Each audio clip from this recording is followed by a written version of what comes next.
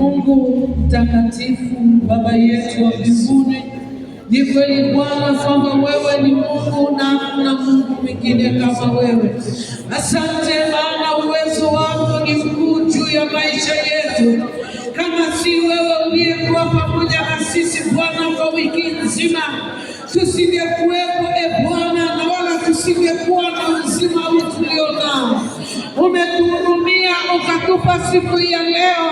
Umetembea pamoja na sisi kuanzia tulipoanza wiki, na hata leo umetuleta mahali hapa kwa neema yako. Si kwa sababu sisi tuna wema wowote tuliotenda machoni pako, lakini kwa sababu ya huruma zako na kwa sababu ya rehema zako zilizo nyingi katika maisha yetu Bwana. Asante maana wewe ndiye uliyetutanisha. Tulipanda katikati ya milima, tulishuka kwenye mabonde, tulitembea mahali pa tambarare, lakini katikati hayo ulikuwa katikati yetu. Asante maana ulitembea na sisi, na huruma zako zimekuwa juu yetu katika jina la Yesu. Baba, tumekuwa kama wanekenda ambao Baba ulituhurumia ni moja kukushukuru, na sisi tumerudi. Sisi ni kama yule mmoja aliyerudi kukushukuru kwa sababu umemtendea wema na fadhili. Tumerudi kukushukuru kwa ajili ya uzima, afya na nguvu ulizotujalia, na kwa ajili ya uhai ambao umetujalia tena kwa wiki nzima hii Bwana. Asante kwa ajili ya watoto wako wa kike na wa kiume.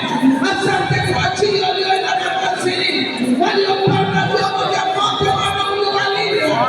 Asante kwa ajili ya waliotembea kwa miguu wanaowalinda. Hata pale adui alipoinuka Bwana, uliwakingia mabaya, uliwakingia na ajali, ulikinga na magonjwa na vita vya kila namna, na neema yako imeachiliwa juu ya maisha yetu. Tumerudi kukushukuru Bwana.